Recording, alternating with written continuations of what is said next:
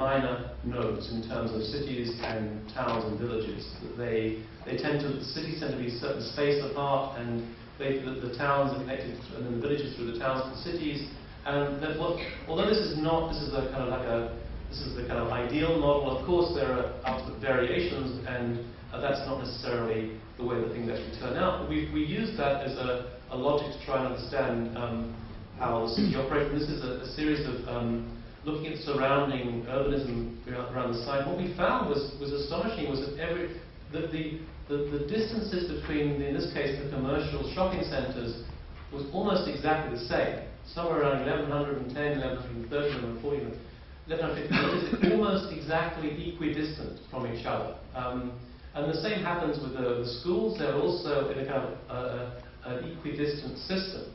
So what we tried to do, I guess the last project was called kind of termite urbanism, was to establish what may be called spider urbanism, was to try and establish, using processing, a logic of a kind of network of nodal points that would be effectively spreading the logic of the nodal points outside the site over the site itself. So what you're getting, we're taking as a starting point for these agents, the existing shopping centres, the existing schools, existing housing centres, and commercial centres and so on, and using those to generate a logic that, as it were, spreads itself over this empty site. The red agents are generating a web of major nodes, of higher order nodes, and the grey agents are generating a logic of low order nodes. In point of fact, this processing is a little difficult to operate with a plan. These agents don't behave themselves, and they kind of spread across the water. But anyway, this is the logic that began to establish itself. And again, it was just simply letting the program calculate and generate a nodal pathway, a series of nodal pathways that were establishing according to the logic of Kristalla. So it's an attempt to write a script that was using the logic of Kristalla and spreading it across the site itself. The next step was to take this and use another processing operation to begin to cancel out the pathways that were not being used so often, a bit like the dynamic relaxation technique, but to allow dominant pathways to emerge. Interestingly, the processing is used by a number of engineers, including Chris Williams, my former colleague at the University of Bath, for understanding the structural flow in materials. And I guess this was happening here. We're getting a kind of like a blending of flows, or a smoothing out of dominant pathways that's then producing the routing itself through the space itself. The next step was to analyze the building typologies in existing building typologies in Hong Kong, and then to establish a new type of typology that then would be populated over the space of the city, so that what you end up with is a landscape that's brought out. This actually doesn't matter too much what the forms look like. I mean, you can change those forms. It's more a question of where they are located. Interesting enough, of all the projects I'm showing, this is the one that the urban planners in Shenzhen were most interested in, because it was based on a kind of process, a logic of generating things. Then the third project in the studio was one we call Ant Urbanism, which was in Taipei, and they took a site that was also an airport, but still being used, and you can see Taipei 101 in the background, and bounded by the river. So the site is in the foreground, and they started off by analysing the pathways that existed in terms of cycles, subways, railways, and roads. The site is the one it's outlined in red, and you can see the way the river goes around the site. Then doing an analysis of the programmatic activities around the site and trying to understand the logic of what's already happening there. And then looking at different ways in which different cities had established, whether in terms of nodal cities to generate a logic for this particular city. And this was then we established that using using processing and establishing attractor points and emission points, that literally was then going to generate these pathways like ants laying pheromone trails. So this is processing, calculating the kind of pathways that would be used. So it first used the major roads, and the next one was to use it for some of the minor roads.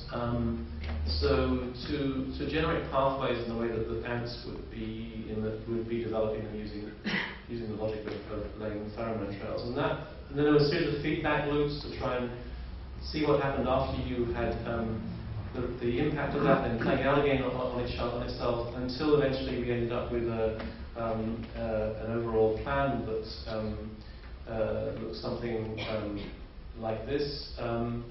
We then found that actually processing, which actually never really stabilized this continuing movement, we had to move into Rhino scripting, and eventually into Grasshopper to really generate something that made sense in terms of urbanism.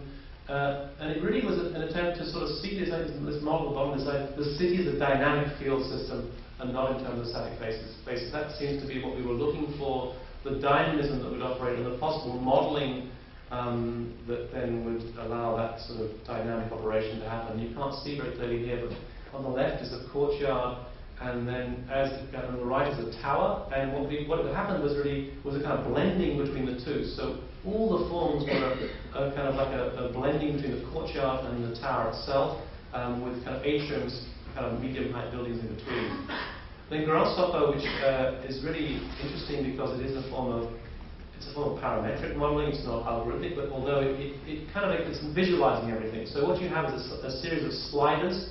The guys who run the workshop will tell you a lot about these sliders that allow you to play with certain values. So if you want to play with the floor area ratio, you can literally model it, and by sliding the sliders, you can increase it or decrease it. So this is how the kind of logic of blending comes out. And what we ended up with actually was in each mass was actually roughly the same. The courtyards were spread out across a larger area, and then the tighter the towers were effectively the same mass, same volume, but in a smaller site. So the whole thing became a kind of intensification, and the roads themselves were kind of pinched, come closer together at the center. And then we used, so actually the difficulties of using Grasshopper are that it doesn't deal with complex forms very well, so we had to kind of stitch them together, and we couldn't stitch the section in the middle, so we don't get that's the park.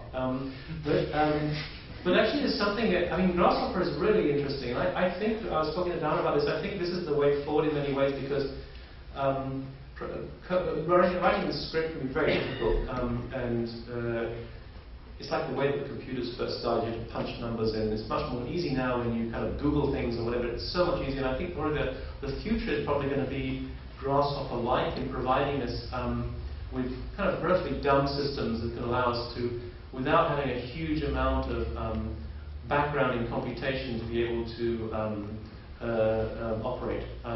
So this is the kind of the system that emerged out of that, and then some of the pathways have been lost somehow with the operation of Grasshopper, so we then reintroduced the ant pheromone pathways and embedded them into the structural system. So this is the kind of final system that began to emerge, and a cladding system was applied to the outside, and then the final design itself. This is published in the AD on Digital Cities, although actually the PDF version doesn't have it, because it only came at the very last moment. And we actually wanted to show the London Thames Gateway project by Zaha, but there were no high-resolution images. And this actually somehow looked not so dissimilar to the Zaha project. And maybe not coincidentally, the student Ikai who produced it is now working for Zaha. So if you want to work for Zaha, it's produced like that, and they'll